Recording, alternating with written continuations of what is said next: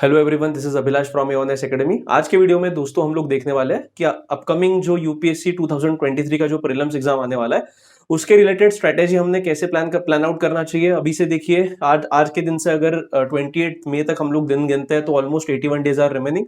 तो ये 81 डेज में हमने क्या कौन सी चीज करनी चाहिए, इवन एग्जाम के दिन एग्जाम को कैसे अपियर करना चाहिए, पेपर कैसे सॉल्व करना चाहिए, ये सारी चीजें हम लोग आज के वीडियो में स्पेसिफिकली मेंशन करने वाले हैं और उसमें देखने वाले कि भाई बेसिकली जो पेपर है वो पेपर सॉल्व कैसे करना चाहिए।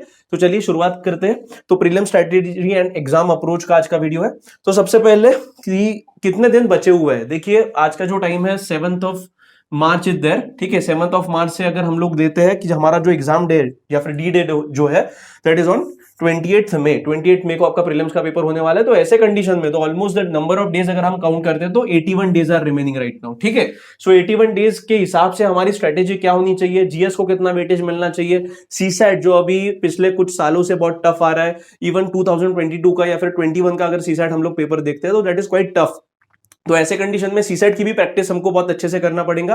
तो ये सारी चीजें हम लोग देखेंगे कि भाई कितने दिन हमको कौन से सब्जेक्ट को अलॉट करने हैं, इतना माइक्रो एनालिसिस हम लोग आज के वीडियो में यहाँ पे प्रोवाइड करने वाले हैं। सो दोस्तों, एग्जाम के लिए अपियर करना मतलब basically it is like a fighting a war. अब ऐसे कंडीशन में देखिए आपके स्क्रीन पे जो यहाँ पे एक वॉरियर खड़ा है, ठीक है, और ये वॉरियर के सामने इसके चैलेंजेस है। अब basically this challenges which are in front of him it is like UPSC. ठीक है, यूपीएससी आपके लिए जो भी पेपर सेट करती है it is like a challenges. अब ऐसे कंडीशन में ये वॉरियर ने देखिए यहाँ पे जो भी आर्म्स एंड वेपनरी जो भी उसने ये पहन के रखी है, तो दीज आर्म्स एंड वेपनरी अगर मैं यूपीएससी को इसके साथ में अगर कंपेयर करूं तो ये आर्म्स एंड वेपनरी हमारे पास क्या होती है कि जो भी हमारा पढ़ाई करने का तरीका होता है, मॉक टेस्ट होते हैं, so these are our arms and weaponry. तो मतलब अगर हम लोग फुल प्रिपेयर्ड रहते हैं तो कोई भी चैलेंजेस हमारे सामने है we can tackle those challenges very easily. ठीक है, उसके बाद देखिए कि कुछ हम लोग पहले एनालिसिस देखते हैं कि भाई लास्ट ईयर कट ऑफ अगर मैं यहाँ पे बताना चाहूं तो आपको एक डाउनवर्ड ट्रेंड यहाँ पे मिलेगा काय में लास्ट ईयर कट ऑफ में। तो स्पेसिफिकली देखिए 2017 में जो कट ऑफ था दैट इज 105.34 मार्क्स, 2018 में 98 मार्क्स,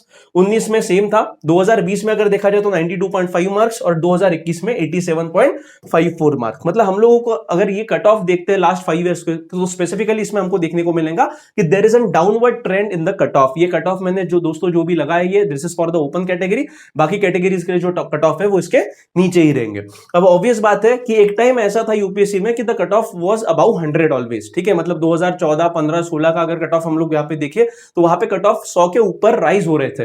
और अभी जो पिछले 5 साल से जो कट ऑफ देखने को मिल रहा है वो क्या है, डाउनवर्ड ट्रेंड। 2022 का कट ऑफ अभी तक आया नहीं है, फाइनल रिजल्ट लगने के बाद उसका भी कट ऑफ हमको पता चली जाएगा। मतलब क्या है कि दिन ब दिन जो लेवल ऑफ टफनेस है प्रीलिम्स एग्जामिनेशन का, specifically of GS as well as CSAT, वो क्या होते जा रहा है, वो बढ़ते ही जा रहा है। तो ऐसे कंडीशन में हमको पढ़ाई का तरीका भी जो है वो थोड़ा चेंज करना पड़ेगा। ठीक है, अब सब्जेक्ट वाइज अगर हम लोग थोड़ा स्ट्रेटेजी यहाँ पे एलैबोरेट करते तो सबसे पहले कि जो जीएस है, ठीक है, पहला जीएस का पहला पेपर है, उसके लिए अगर मैं प्लान आउट करता हूं तो करंट अफेयर्स तो आपको पढ़ना पड़ेगा जो बेसिक वाला, या फिर कोई भी आप मैगजीन पढ़ सकते हो। और करंट अफेयर के साथ में 6 मेन सब्जेक्ट्स आपको यहाँ पे होलिस्टिकली पढ़ने हैं। अब कौन से 6 मेन सब्जेक्ट, उसमें polity, economics, history, geography, environment and science and tech. ठीक है, मतलब क्या कि मेजॉरिटी ऑफ द जो जीएस का पेपर आता है वो करंट अफेयर के अलावा ये 6 मेन सब्जेक्ट्स उसमें इंक्लूड रहते हैं। ठीक है, अब इसमें देखिए बेटा कि करंट अफेयर्स देखिए कि पिछले कुछ सालों से करंट अफेयर्स बहुत ज्यादा हाइप्ड हो रहा है। ठीक है, इवन आपको मार्केट में बहुत अलग अलग प्रकार के नोट्स वहां पे अवेलेबल होंगे। ठीक है, तो बहुत सारे क्लासेस वालों के नोट्स वहां पे अवेलेबल है, इवन एओएनएस एकेडमी भी खुद का भी करंट अफेयर का नोट्स वहां पे पब्लिश करता है। तो ऐसे कंडीशन में आप करंट अफेयर्स कितना करना चाहिए, डायनामिक टॉपिक है। अब डायनामिक टॉपिक पे एक सवाल भी कैसे आ रहे हैं वो भी हमने देखने चाहिए। अब इसमें एक बात बहुत इंपॉर्टेंट है दोस्तों कि अगर आपने 2022 या फिर 21 का पेपर अगर आपने देखा होगा तो करंट अफेयर्स के जो भी सवाल आ रहे हैं वो डायरेक्ट नहीं आ रहे हैं। ठीक है, डायरेक्ट मतलब जो भी टॉपिक पहले दिया जाता था या फिर मैगजीन में आता था उसके बेसिस पे ही 15, 16, 17 में डायरेक्टली सवाल पूछे जाते थे, बट अभी वैसा नहीं हो रहा है। अभी इनडायरेक्ट तरीके से करंट अफेयर्स पे सवाल पूछे जा रहे हैं और बहुत ज्यादा टफनेस जो है सवालों का करंट अफेयर्स का वो ज्यादा बढ़ चुका है। इसीलिए इसका डायनेमिसिटी बहुत ज्यादा बढ़ने के कारण हम लोग बता नहीं सकते कि भाई आपने करंट अफेयर के मैगजीन अगर आपने पढ़ के भी गए तो उसके ऊपर के जो सवाल है वो आपको आएंगे कि नहीं आएंगे, इसकी गारंटी हम लोग नहीं दे सकते। ठीक है, तो ऐसे कंडीशन में फिर हमारा सहारा कौन बनेगा प्रीलिम्स में? सो जो स्टैटिक सब्जेक्ट है मेंस के, ये 6 main subjects that will do static subject they will help us to just sail this exam. तो ऐसे कंडीशन में पॉलिटी हो, इकोनॉमिक्स हो, हिस्ट्री हो, ज्योग्राफी हो, एनवायरमेंट हो, सो ये स्टैटिक सब्जेक्ट है। ये स्टैटिक सब्जेक्ट भी अगर आपने अच्छे से किए और उस पे भी जो इजी सवाल आते हैं या फिर एक मॉडरेट लेवल के सवाल आते हैं, अगर वो भी आपने प्रॉपरली अटेम्प्ट किए, तो ऐसे कंडीशन में आपके प्रीलिम्स निकलने के चांसेस बहुत ज्यादा बढ़ जाते हैं। क्योंकि अभी मैंने आपको कट ऑफ बताया, कट ऑफ में हम आपने देखा होगा तो ऑलमोस्ट 87.5 92 मतलब 90 टू 95 के दरमियान लास्ट आखिरी 5 साल के जो कट ऑफ है वो दिखाई देते हैं। तो ऐसे कंडीशन में ये स्टैटिक पोर्शन जो है वो आपको बहुत अच्छे से करना पड़ेगा। अब देखिए करंट अफेयर्स अभी तक अगर आपने किया होगा तो बहुत अच्छी बात है, बट कोई भी एक क्लास की मैगजीन आप पकड़िए और उसको ही आपने अच्छे से रिवाइज करना चाहिए। Last 1 year current affair is enough. देखिए बहुत बार ये भी कंफ्यूजन रहता है कि कितना करंट अफेयर हमने पढ़ना चाहिए, कोई बोलता है 1.5 साल का, 2 साल का। देखिए दोस्तों अभी आपके पास में टाइम नहीं है, almost only 81 days are remaining right now for the upcoming prelims examination. तो ऐसे कंडीशन में आखिरी का 1 साल का भी अगर आपने अच्छे से किया और उसका प्रॉपर रिविजन किया तो भी बहुत इनफ है। ठीक है, ऐसे कंडीशन में ये ध्यान में रखिएगा कि अभी से कोई भी चीज आप अगर पढ़ते हो तो वो स्पेसिफिक किताब या फिर वो स्पेसिफिक नोट्स का अगर रिवीजन हो सकता है तो ही वो स्पेसिफिक नए नोट्स आप लीजिए, नहीं तो फिर नए नोट्स पढ़ने की कुछ भी आवश्यकता नहीं है। ठीक है, ऐसे कंडीशन में ये ध्यान में रखिएगा कि प्रीलिम्स को क्रैक करने का सिर्फ एक ही तरीका है, revision is the key to crack the exam. तो ऐसे कंडीशन में जितनी ज्यादा आप रिविजन करोगे, कम से कम चीजें पढ़िए बट रिविजन पे ज्यादा से ज्यादा फोकस कीजिए, ताकि वो टॉपिक पे अगर कोई भी सवाल आता है तो आप इजीली क्या कर सकते हो, सोल्व कर सकते हो। So last 1 year question is enough, ऐसे 1 year current affairs is enough. Second, newspaper notes. अगर अभी तक जिन लोगों ने न्यूज़पेपर के नोट्स बनाए होंगे तो उन्होंने अगर टॉपिक वाइज बनाए होंगे या फिर मंथ वाइज बनाए होंगे तो it is up to them. अगर नहीं बनाए होंगे तो बहुत अच्छी बात है। दूसरा ऑप्शन आपके पास में क्या है, क्लास मैगजीन। ठीक है, अब क्लास मैगजीन में भी 2 प्रकार की मैगजीन आती है, कोई मंथली बेस्ड मैगजीन आता है, कोई ईयरली बेस्ड मैगजीन आता है। अब ऐसे कंडीशन में it is up to you कि आपने अगर मंथली मैगजीन पढ़ा है तो आप मंथली मैगजीन के साथ ही कंटिन्यू कीजिए, ईयरली मैगजीन पढ़ने की आपको आवश्यकता नहीं है। मतलब क्लास मैगजीन मंथली या फिर ईयरली कंपाइलेशन, इसका ईदर ऑफ आपको करना है, दोनों भी नहीं पढ़ना है। दोस्तों बहुत बार बच्चे गलती कर लेते हैं कि मंथली मैगजीन भी साथ में साथ पढ़ते हैं और उसके बाद में जो कंपाइलेशन आता है, ईयरली कंपाइलेशन आखिरी में मार्च या फिर अप्रैल में जब आता है, वो कंपाइलेशन भी अलग से पढ़ा जाता है। देखिए अगेन एंड अगेन आपको एक ही चीज पे डबल बार मेहनत डालने की आवश्यकता नहीं है। जो आपने मंथली कंपाइलेशन यहाँ पे पढ़ा है वो भी similar is equal to the yearly compilation. और इसमें एक महत्वपूर्ण चीज है कि अगर आपने कोई भी क्लास के अगर कंपाइल वहां पे मंथली मैगजीन अगर आप पढ़ रहे हो तो उसी एक ही क्लास के मंथली मैगजीन आप कंटिन्यू कीजिए। बहुत बार ऐसा होता है कि कोई फलाना क्लास आ जाता है, वो शॉर्ट में नोट्स निकाल लेता है, तो आप क्या कर लेते हो, अपना जो मेन मैगजीन का कंटेंट रहता है वो आप स्किप कर लेते हो और दूसरे पे शिफ्ट होते हो। अब ऐसे कंडीशन में बेटा प्रॉब्लम कहां पे आता है कि ये जो मंथली कंपाइलेशंस आते हैं क्लासेस के, इसमें कुछ क्लासेस वाले क्या करते हैं, कुछ चीज पहले महीने लेंगे फिर कुछ चीज बाद के महीने में कंटिन्यू करेंगे। तो ऐसे कंडीशन में इट इज एडवाइजेबल कि अगर आप न्यूज़पेपर या फिर क्लास मैगजीन अगर आप रेफर कर रहे हो तो कोई भी एक क्लास पे स्टिक कीजिए और उसी के नोट्स आप वहां पे पूरा मंथली वाइज कंपाइलेशन उसका अच्छे से पढ़िए और उसके बाद उसका कम से कम 2 से 3 बार आपने रिविजन करना ही चाहिए। देखो revision is the key to crack the examination और स्पेसिफिकली यूपीएससी एग्जामिनेशन में रिवीजन होना ही मांगता है। ठीक है, इसके बाद ये 6 मेन सब्जेक्ट है। ये 6 मेन सब्जेक्ट में इसमें ध्यान में रखिएगा बेटा कि पिछले 2-3 साल से अगर हम लोग क्वेश्चन का ट्रेंड्स देखते हैं तो ट्रेंड में आपको दिखेगा कि पॉलिटी के सवाल जो है, ठीक है, ये पॉलिटी के सवाल बहुत ही सिंपल आ रहे हैं। ठीक है, मतलब उसमें 2-3 सवाल थोड़े टफ आते हैं but majority of the questions which are being asked related to the polity those are counted in a easy category. फिर इकोनॉमिक्स पे भी डायरेक्ट सवाल आ रहे हैं। इकोनॉमिक्स में स्पेसिफिकली बैंकिंग का चैप्टर देखा जाए तो बैंकिंग पे 2-3 सवाल वहां पे फिक्स रहते हैं। मतलब क्या कि ये जो स्टैटिक टॉपिक पे सवाल आ रहे हैं, ये स्टैटिक टॉपिक पे जो इजी सवाल आते हैं किसी भी हालत पे आपके गलत नहीं होने चाहिए। ठीक है, इवन हिस्ट्री की स्पेसिफिकली बात करें दोस्तों यहाँ पे तो हिस्ट्री में 3 सेक्शन आते हैं। ठीक है, एक आता है एंशिएंट, दूसरा आता है मिडाइवल और दूसरा आता है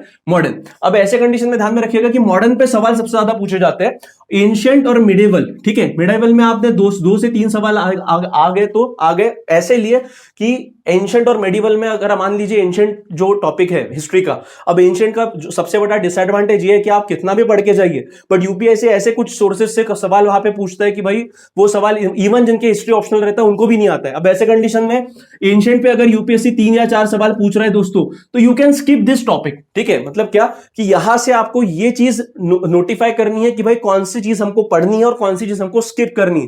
बिकॉज अल्टीमेटली देखिए कट ऑफ कितना लग रहा है।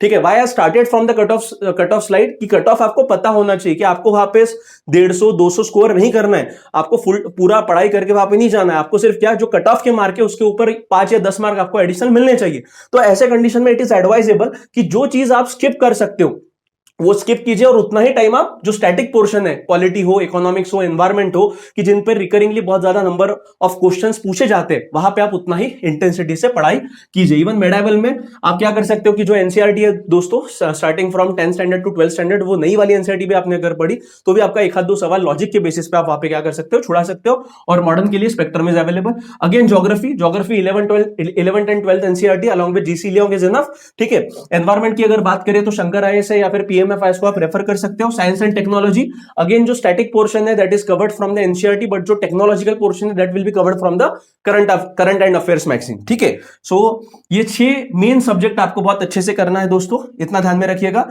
ठीक है। उसके बाद आते हैं, उसके बाद देखिए कि थोड़ा हम लोग वेटेज वाइज, मतलब कौन से ईयर में कौन से टॉपिक पे कितने सवाल पूछे गए, वो यहाँ पे स्पेसिफिकली हम लोग देखते हैं। तो देखिए 2021 की अगर बात करें तो करंट अफेयर पे लगभग 27 सवाल पूछे गए थे। हिस्ट्री पे 20, ज्योग्राफी पे 10, पॉलिटी पे 14, इकोनॉमी पे 10, साइंस एंड टेक्नोलॉजी पे 8, एनवायरमेंट पे 11। अगर मैं थोड़ा एक एनालिसिस करूं यहाँ पे 2021 के लेके 2011 से 2021 तक के जो भी सवाल पूछे गए थे स्पेसिफिक टॉपिक वाइज यहाँ पे क्लासिफाई किए गए। अब इसमें स्पेसिफिकली अगर हम लोग एवरेज निकालते तो करंट अफेयर का जो एवरेज है लास्ट आखिरी 10 साल का, वो लगभग 20 सवालों का निकलता है।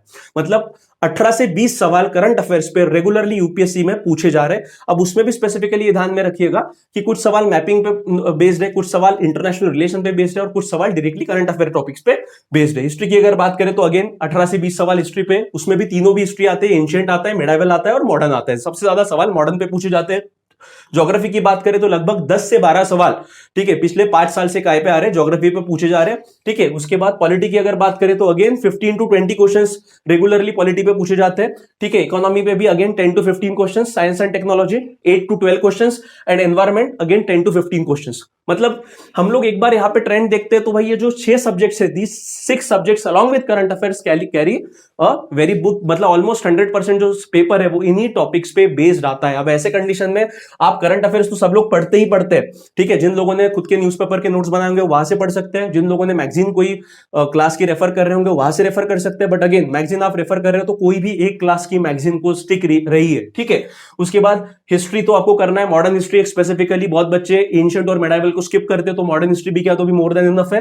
ज्योग्राफी आपको करना पड़ेगा, मेजर सब्जेक्ट है, पॉलिटी, इकोनॉमिक्स एंड एनवायरमेंट, और साइंस एंड टेक्नोलॉजी का बहुत सारा पोर्शन आपका करंट अफेयर की मैगजीन पे कवर हो जाएगा। अगर इतना भी किया तो भी लगभग आपने ये भी टॉपिक अगर आप अच्छे से करके जाते हो तो ऑलमोस्ट आपके पासिंग परसेंटेज है वो बढ़ जाते हैं। ठीक है।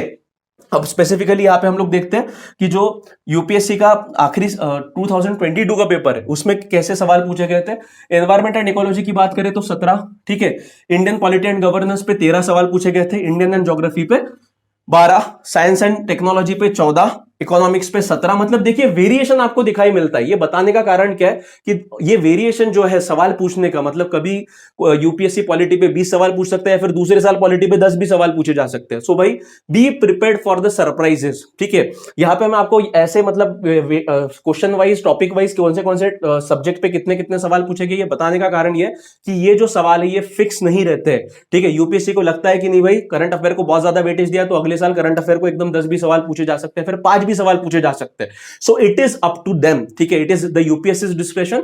तो ऐसे कंडीशन में we should be prepared for the surprises. ठीक है। उसके बाद आते हैं दोस्तों, ठीक है, अब डे वाइज प्लानिंग कैसे कर सकते हैं हम लोग, वो थोड़ा हम लोग यहाँ पे शॉर्ट में देखते हैं। देखिए इसमें कि डे वाइज प्लानिंग अगर देखा जाए तो अभी से total number of days which are remaining right now is 81 days. अब इसमें के 81 डेज में के आखिरी के 10 दिन तो निकाल ही दीजिए। अब निकाल क्यों दीजिए बेटा, क्योंकि आखिरी के 10 दिन सिर्फ आपको रिविजन करना पड़ेगा। सो जो 10 दिन है, मतलब 28 मई को आपका पेपर है तो उसके 18 मई से 28 मई तक के 10 दिन सिर्फ आपके रिविजन के रहेंगे। उस स्पेसिफिक 10 दिन में आपको कोई भी नया कंटेंट वहां पे नहीं लेना है। फिर रिमेनिंग डेज कितने बचते हैं, 71 डेज आर रिमेनिंग। इसमें के जो जीएस के 6 सब्जेक्ट है वो 6 subject along with current affairs आप 50 दिन उसको अलॉट कीजिए। अब इसमें भी स्पेसिफिकली देखिए दोस्तों कि कुछ ऐसे टॉपिक्स है कि जो आपको डेली बेसिस पे रिवाइज करना पड़ेगा। फॉर एग्जांपल करंट अफेयर है तो दिन का 1 घंटा आप करंट अफेयर्स को दे दीजिए। इवन पॉलिटी जो है, पॉलिटी कुछ के जो अगर क्वेश्चन देखे तो लगभग 15 से 20 सवाल वहां पे पॉलिटी के पूछे जाते हैं। और पॉलिटी ऐसा टॉपिक है कि उस पे उसका कंटिन्यूस रिवीजन इज रिक्वायर्ड। अगर मान लीजिए आपने 10 दिन का पॉलिटी पढ़ा और उसके बाद एकदम आप 2 महीने या फिर 3 महीने बाद पेपर के पहले पढ़ रहे हो तो पूरा वाइप आउट हो जाता है। तो ऐसे कंडीशन में दिन का आधा घंटा तो भी आप पॉलिटी को आप दे सकते हो और 15 मिनट मैप रीडिंग को दे सकते हो, क्योंकि मैप रीडिंग पे भी करंट अफेयर बेस्ड लगभग 3 से 4 सवाल वहां पे पूछे जाते हैं। तो ऐसे कंडीशन में कुछ कुछ जो टॉपिक है इट डिपेंड्स ऑन यू, कि अभी मैंने यहाँ पे 50 डेज एक अलॉकेट कर दिए, ये 50 डेज को कैसे डिवाइड करना ये आप पे डिपेंड करता है। किसी स्टूडेंट को लगेगा कि भाई इकोनॉमिक्स मुझे बहुत ज्यादा टफ जा रहा है, तो इकोनॉमिक्स को मैं थोड़े ज्यादा दिन दे देता हूं। किसी को लगेगा कि पॉलिटी मेरे लिए टफ है, तो पॉलिटी को ज्यादा दिन दे सकता हूं। तो ऐसे कंडीशन में हर एक स्टूडेंट वाइज क्या होता है, वो डेज वाइज अलॉकेशन जो है वो चेंज हो सकता है, बट एक जनरलाइज यहाँ पे मैं बता रहा हूं। उसके बाद सीसैट जो है बेटा, सीसैट आखिरी के 3 से 4 साल से बहुत ज्यादा टफ आ रहा है, और स्पेसिफिकली 2021 और 22 का सीसैट देखे तो मेजॉरिटी ऑफ द स्टूडेंट्स आपको मार्केट में मिलेंगे कि भाई जिनका जीएस का कट ऑफ तो इजीली निकल जा रहा है, बट सीसैट अड़क जा रहा है। तो ऐसे कंडीशन में even students from IITs IIMs उनके सीसैट फेल हो रहे थे। ऐसे कंडीशन में ओवर कॉन्फिडेंस में मत जाइए। अगर आपका सीसैट थोड़ा भी, अगर आपको लग रहा है कि वहां पे आपको डाउट है, कौन सा आपका सेक्शन थोड़ा वीक है, तो आप डेली बेसिस पे आधा घंटा 1 घंटे की प्रैक्टिस चालू करना शुरू कर दीजिए। ठीक है, तो सीसैट को 4 दिन यहाँ पे अलॉट करता हूं, तो remaining days which are remaining right now is कितना 17 डेज। अब यहाँ पे जो 17 दिन बचे हैं दोस्तों, 17 दिन में से मॉक टेस्ट, ठीक है, मॉक टेस्ट को आप 7 दिन दीजिए। देखिए मॉक टेस्ट, इसमें भी बहुत ज्यादा कंफ्यूजन है कि भाई मॉक टेस्ट कितने देने चाहिए। कुछ कुछ बच्चे ऐसे रहते हैं कि भाई 50 60 4 5 कोचिंग एकेडमीज के पेपर लेके आते हैं और उसके मॉक टेस्ट देते हैं, but again it is of no use to you. ठीक है, mock test 25 to 30 mock test are enough. उसमें भी 20 आप सेक्शनल दीजिए, 5 या 6 आप फुल लेंथ पेपर दीजिए, और कोई भी 2 एकेडमीज के अगर आपने मॉक टेस्ट दिए तो भी more than enough. Even right now AONS academy's test is going on, वो पेपर आप दे रहे हो तो उसके साथ में आप कोई भी दूसरे एकेडमी का एक अच्छे एकेडमी का पेपर आप उसके साथ ले सकते हो। उतना भी अगर आपने किया, 25 से 30 पेपर भी अगर आपने प्रॉपरली छुड़ा है तो भी चलेगा। अगेन बेटा मॉक टेस्ट का भी प्रॉपरली रिवीजन आपका होना चाहिए। पेपर छुड़ाने के बाद बहुत बार देखा जाता है कि बच्चे सिर्फ मार्क देखते हैं और मार्क के बाद सीधा दूसरे पेपर पे चले जाते हैं, बट अगेन पेपर छुड़ाने के बाद उसका पेपर का प्रॉपर एनालिसिस होने के बाद में वो एनालिसिस किया गया पेपर कम से कम 2 से 3 बार आपने क्या करना चाहिए, रिवीजन करना चाहिए, ताकि आपने जो गलतियां की है वो गलतियां आपको समझे और वो गलतियां आप कहां पे रिपीट ना करें, एक्चुअल एग्जाम में आप रिपीट ना करें। ठीक है, तो 7 दिन अगर आप देते हो, मैं होप करता हूं कि बहुत सारे बच्चों ने अभी तक कम से कम 10 से 15 तो भी मॉक टेस्ट दिए होंगे, तो उसके हिसाब से 7 दिन देते हैं तो 25 टेस्ट आपके इजीली उसमें कवर किए जाएंगे। और रिवीजन ऑफ मॉक टेस्ट को अगर मैं और एक्सेस के 7 दिन देता हूं, बिकॉज रिवीजन के लिए कम समय इसीलिए लगेगा बिकॉज ऑलरेडी आपने एनालिसिस किया है। एनालिसिस करने के बाद में आपने प्रॉपरली वहां पे कुछ पॉइंट आउट किए होंगे, उतना ही आपको चीज पढ़ना है, ताकि वही जो गलती आपने मॉक टेस्ट में की वो गलती आप कहां पे रिपीट ना करो, एक्चुअल पेपर में रिपीट ना करो। उसके बाद पीवाईक्यू एनालिसिस, वेरी इंपॉर्टेंट। ठीक है दोस्तों, अभी तक अगर आपने नहीं किया होगा तो आई वुड रिकमेंड कि ये वीडियो देखने के बाद सबसे पहली चीज जो आपको करनी है वो previous year question paper analysis.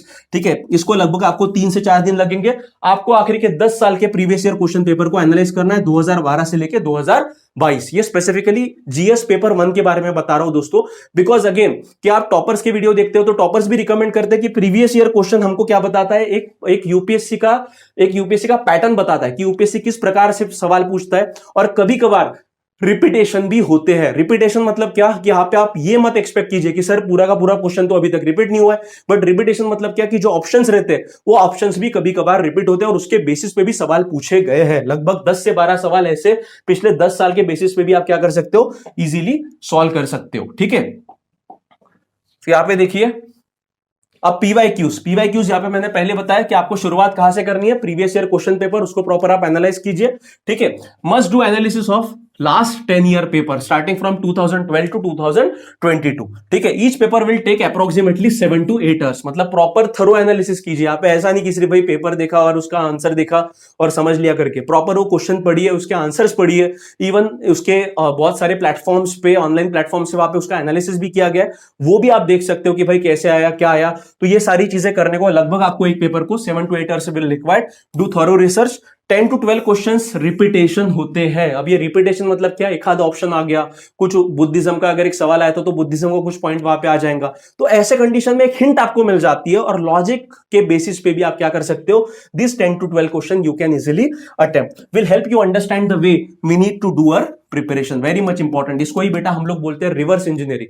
अब रिवर्स इंजीनियरिंग में क्या किया जाता है कि बेसिकली पढ़ाई शुरू करने से पहले आप ये देखिए कि भाई कौन से टॉपिक पे रिकरिंगली सवाल पूछे जा रहे हैं। अगर आपने वो टॉपिक भी क्लासिफाई किया और उतने ही टॉपिक अगर आप अच्छे से करके जाते हो तो there might be high chances कि आपका प्रीलिम्स एग्जाम क्या हो, इजीली निकल जाए। ठीक है, सो शुरुआत अभी तक आपने अगर नहीं किया होगा तो शुरुआत कहां से कीजिए, previous year question paper analysis से कीजिए। आखिरी के 10 साल से नहीं, 10 साल का टाइम मिल रहा है तो एटलीस्ट 5 साल के तो भी प्रीवियस ईयर क्वेश्चन पेपर वहां पे क्या कीजिए, रिवाइज कीजिए। उसके बाद मॉक टेस्ट। अब बेटा देखो बेटा, मॉक टेस्ट मतलब क्या? Mock test is like a pre wedding photoshoot. अब ये प्री वेडिंग फोटोशूट में जब हम लोग जाते हैं तो बेसिकली क्या होता है, गलती का चांस रहता है। बट अगर जब शादी होगा तो शादी के दिन आपको क्या करना पड़ेगा? फुल्ली प्रिपेयर्ड होना पड़ेगा। अब यहाँ पे हमारी शादी मतलब क्या है? हमारे शादी मतलब हमारा यूपीएससी का प्रीलिम्स का पेपर। अब उस दिन तो हम लोग मिस्टेक नहीं कर सकते, तो जो भी हमको करना है प्री वेडिंग फोटोशूट के दरमियान हम लोग मिस्टेक कर सकते हैं। Again we can call it as an net practice also. ठीक है, नेट प्रैक्टिस के दरमियान मिस्टेक्स कीजिए, सीखिए वहां पे, और वही फिर जब एक्चुअल मैच होगा उस दिन आपको अच्छे से परफॉर्म करना ही पड़ेगा। So 25 to 30 test should be enough. उसमें भी sectional and full length test आपको देना है। सेक्शनल टेस्ट मतलब ज्योग्राफी, हिस्ट्री, ये प्रॉपरली पूरे के पूरे 100 सवाल ज्योग्राफी के आएंगे। ऐसे टेस्ट को हम लोग सेक्शनल टेस्ट कहते हैं। और फुल लेंथ में पूरे सब्जेक्ट वहां पे जैसे एक्चुअल यूपीएससी का पेपर आता है वैसे भी आपको देना है।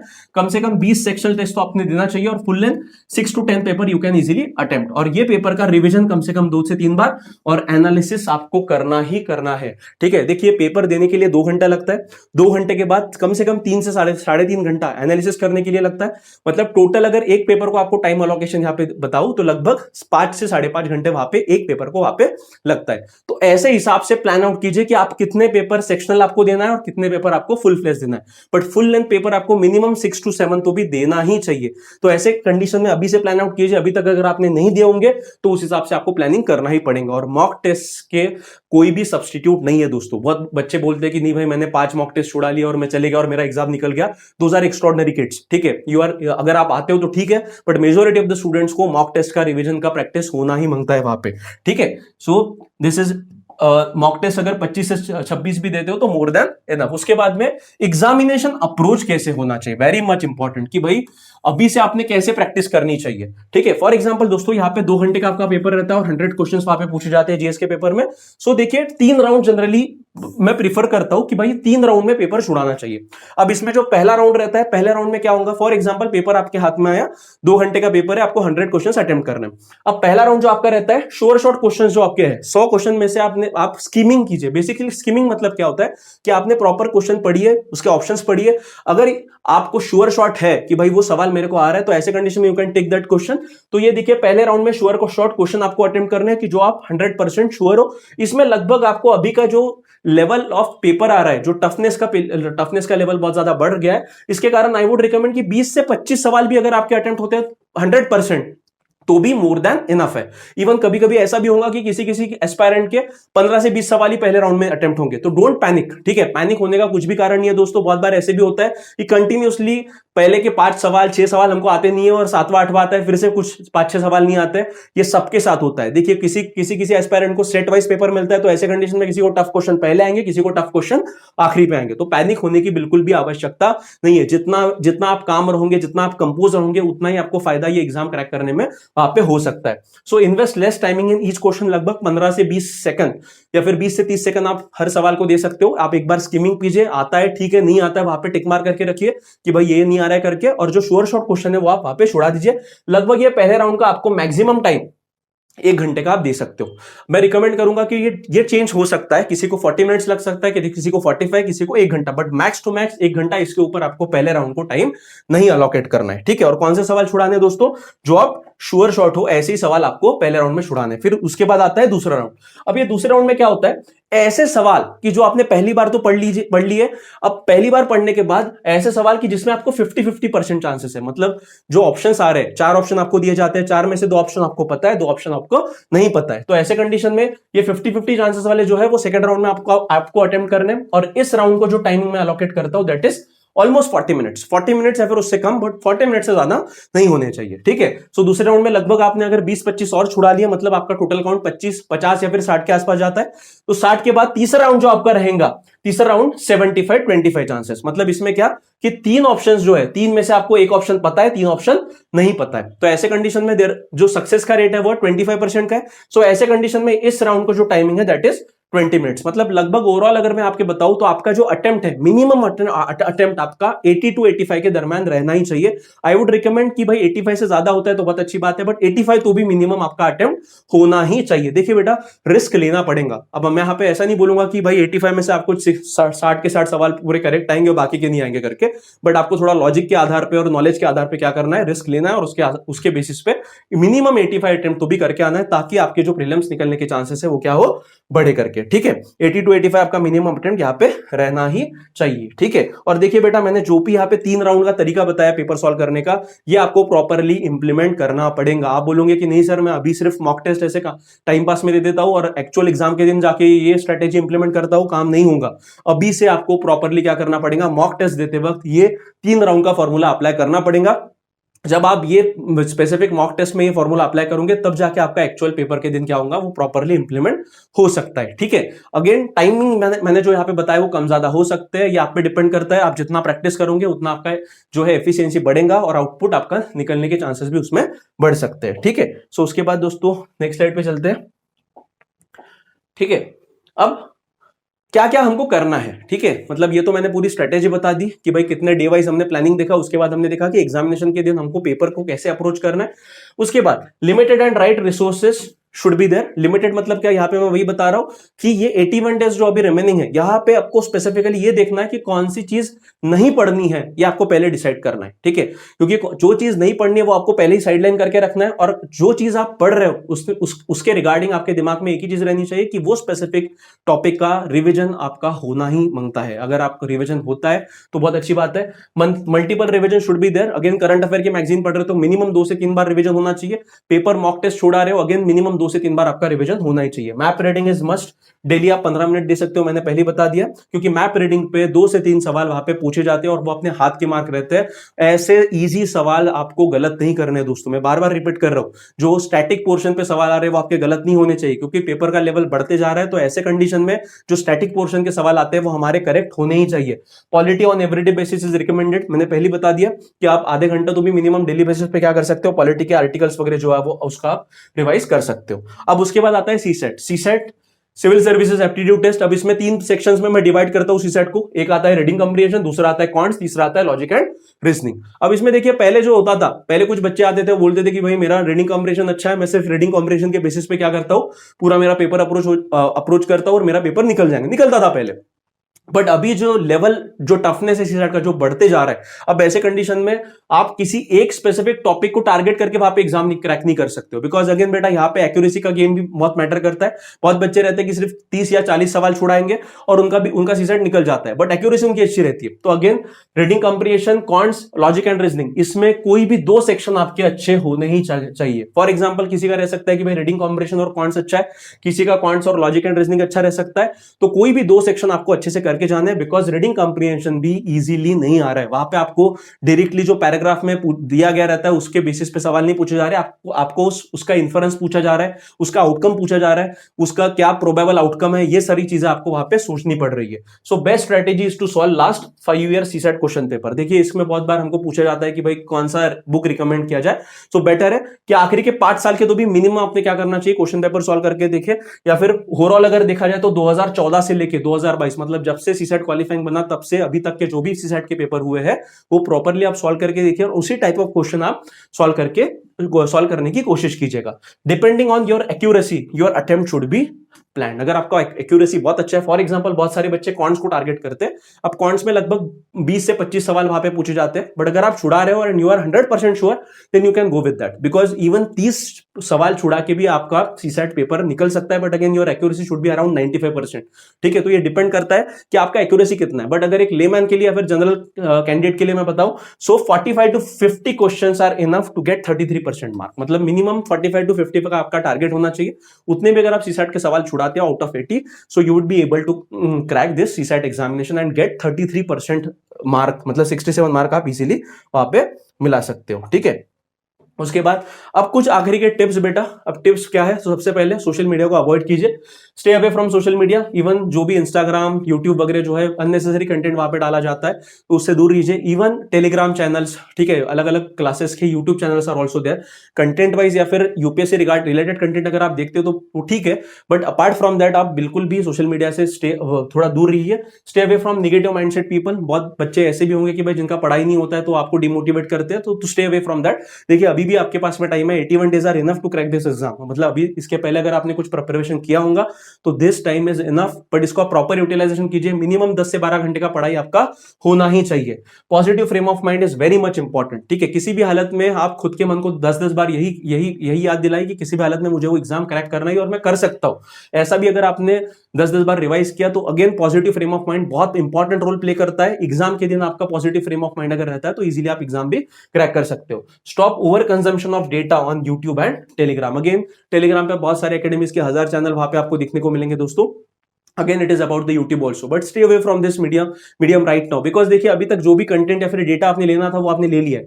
अभी सिर्फ क्या है कि आपको पता है कि पेपर का पैटर्न कैसे आ रहा है, क्या आ रहा है, और उसके बेसिस पे ही आप क्या कीजिए, फोकस कीजिए और स्टैटिक पोर्शन को ज्यादा फोकस कीजिए। Don't over rely on the current topics. Current affairs पे बहुत ज्यादा वीडियोस वहां पे अवेलेबल है यूट्यूब पे वगैरह। बच्चे आखिरी दिन तक वही पेपर पढ़ते रहते हैं या फिर वीडियो देखते रहते हैं, बट उसका फायदा कुछ नहीं होता है बेटा। तो अगेन आई वुड रिकमेंड कि स्टैटिक पोर्शन बहुत अच्छे से कीजिए एंड एक्सरसाइज रेगुलरली। थोड़ा प्रॉपर 7 से 8 घंटे का स्लीप एक शेड्यूल बना लीजिए। 10 से 15 मिनट का तो भी आपका एक नॉर्मल आपका एक्सरसाइज तो भी होना चाहिए एक फिट रहने के लिए। और जो जंक फूड है वो थोड़ा अवॉइड कीजिए। इतना भी अगर आपने किया तो you would be able to crack the prelims 2023 examination. So guys आज के वीडियो में इतना ही। आई होप कि आप लोगों को एक्चुअल में एग्जाम की स्ट्रेटेजी कैसे होनी चाहिए और आपने प्लानिंग कैसे करना चाहिए, इवन पेपर कैसे छुड़ाने चाहिए, ये सब चीजें पता चल गई होंगी। इवन किसी को अगर डाउट है तो कमेंट सेक्शन में आप कमेंट कर सकते हो, ठीक है, या फिर हमारा कॉन्टैक्ट डिटेल दिया गया है डिस्क्रिप्शन में, वहां से आप हमें कॉन्टैक्ट कर सकते हो। So guys thank you very much. Do like share and subscribe to our YouTube channel. Thank you very much.